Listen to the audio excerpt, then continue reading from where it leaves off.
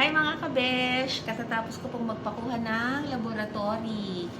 Ipapakita ko po, i-flex ko lang po sa inyo kung paano po ito po yung request namin sa Tarlac Provincial Hospital. So, ang kinuha po sa akin, FBS, fasting blood sugar, creatinine, urea, at saka po itong mga naka-check na ganito. Ayan po.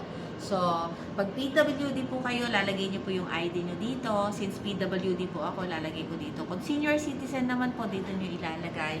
At wala din po kayong babayaran dahil kailangan niyo lang po magdala ng valid ID. Isi-xerox niyo po yon at ipipresent niyo po sa malasakit. Kaya maraming salamat Tarlac Provincial Hospital dahil sa mga ibinibigay niyo pong tulong sa bawat Tarlacenyo. So, mamaya pong 4 o'clock, malalaman ko na po yung resulta ko. Salamat!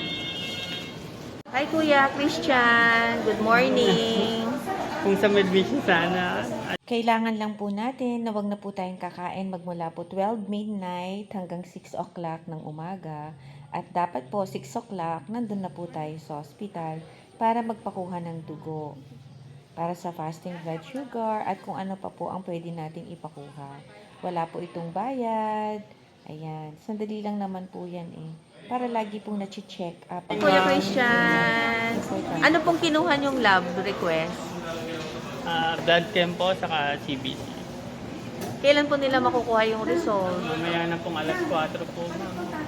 Bago pala sila magpakuha ng lab, anong oras yung fasting nila kuya?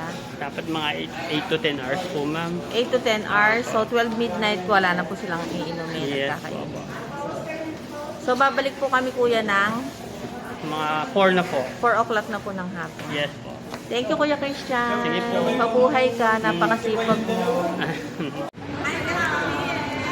Pauwi na po kami ni Ma'am Oper, saka ni Ma'am Amy, hindi na siya nagpakita. Maraming salamat sa Panginoon. Natapos na naman po ang duty namin, night duty. Mamaya mag-night duty ka pa. So, ikaw last na. Yes. Bakit ka naging nurse? Kabesh.